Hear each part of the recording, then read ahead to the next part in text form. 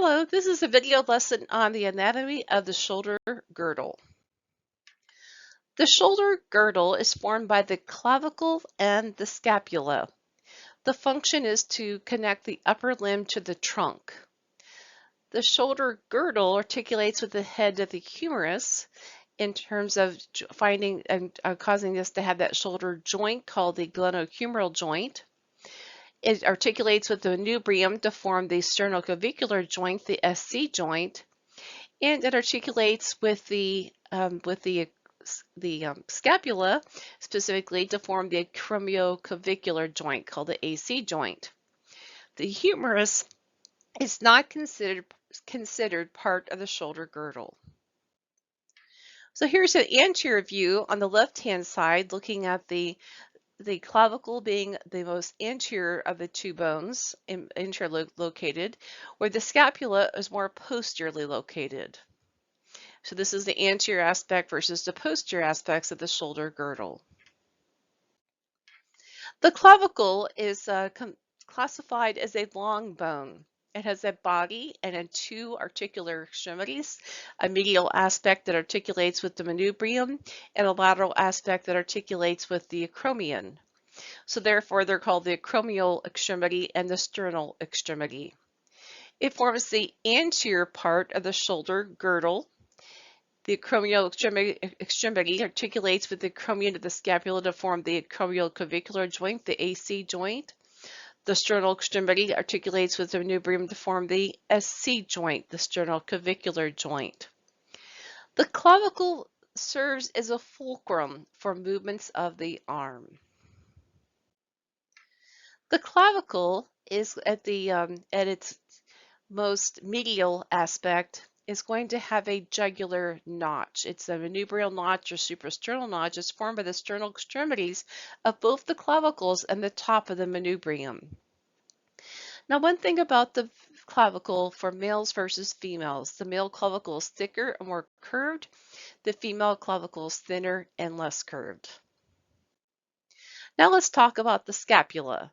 The scapula is classified as a flat bone. It is triangular in shape, so it has three surfaces and three corners. It is the posterior portion of the shoulder girdle. The surfaces anteriorly, we call it the costal or anterior surface. It contains the subscapular fossa. And then the dorsal, which is the posterior surface, has two prominent spinous processes and two fossa.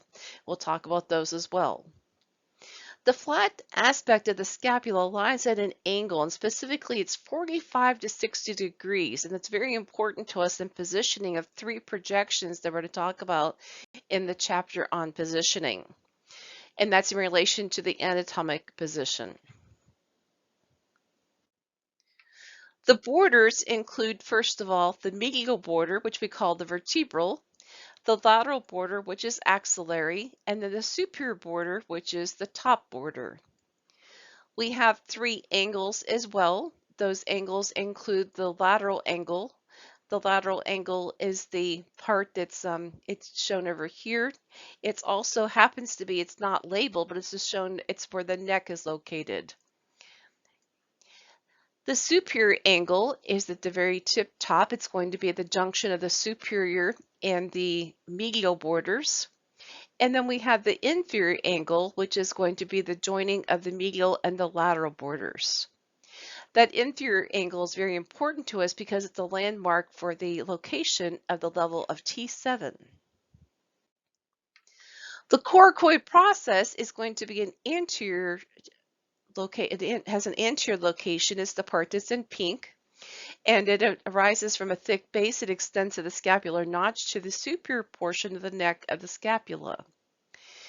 And it, as I said before, it does project anteriorly. It also projects medially and curves in itself to project laterally. The coracoid process is a landmark that we use for imaging projections of the shoulder and the scapula. The acromion, which is the part that's shown in green in the pictures, is the flattened ovoid projection on the superior and posterior aspect of the scapula. So it's in the back, It's going to be the expanded end of the prominent spinous process. It's going to join with the clavicle also and form the acromioclavicular joint. There's a scapular notch, which is it's a notch that's located on the superior border at the lateral end. There's the glenoid cavity, which is the part that's going to articulate with the humerus. And then there's what we call the scapulohumeral joint, otherwise called the glenohumeral joint. And that's where the head of the humerus and the glenoid cavity join together.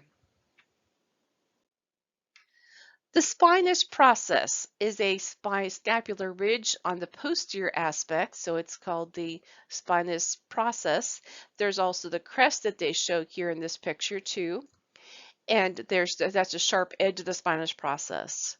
Now above that spinous process is the supraspinatus fossa, and below is the infraspinatus fossa. The proximal humerus, which we went over in a different PowerPoint, we have the head of the humerus, which is going to be the large, smooth, and rounded area that articulates with the scapula. So it's going to be that heart that's going to be projecting medially. We have the anatomic neck, which is going to be just distal to that. It's going to be slightly lateral to the head of the humerus. And it's going to be a little constricted area that there's not many fractures located there. The surgical neck, which is more important to us only because there are so many fractures, is located at an area where there are many fractures, and therefore it's called surgical neck because it requires surgery. It's going to be located below the tubercles. Then we have the tubercles. We have a greater tubercle and a lesser tubercle. The greater tubercle is located more laterally, and the lesser tubercle is located more anteriorly. So looking at the greater tubercle versus the lesser tubercles on these images, here's the greater tubercle, and there's the lesser tubercle. And so the intertubercular groove is a deep depression between the two tubercles. Now there's bursa for singular, plural. They're small synovial fluid-filled sacs that relieve pressure and reduce friction in tissue. So we do have bursa in the shoulder as well as in the knee. These are found in bones and ligaments, muscles, or tendons. There's a subacromial bursa, which is one of the largest ones of the shoulder. So subacromial is one of the biggest ones. There's other ones too. There's the subcoracoid as well too. But the subacromial is located below the acromion and lies between the deltoid muscle and the shoulder joint capsule. Now the scapulohumeral joint, otherwise called the glenohumeral joint, is that joint between the glenoid cavity and the head of the humerus. It's called a ball and socket joint, just like the hip joint. The AC joint is a different type of joint. It's a gliding joint. So there is some movement there. And then the SC joint is a double gliding joint. So it is a sternoclavicular joint. It's a double gliding joint. The shoulder is supported by a complex systems of ligaments, muscles, and tendons.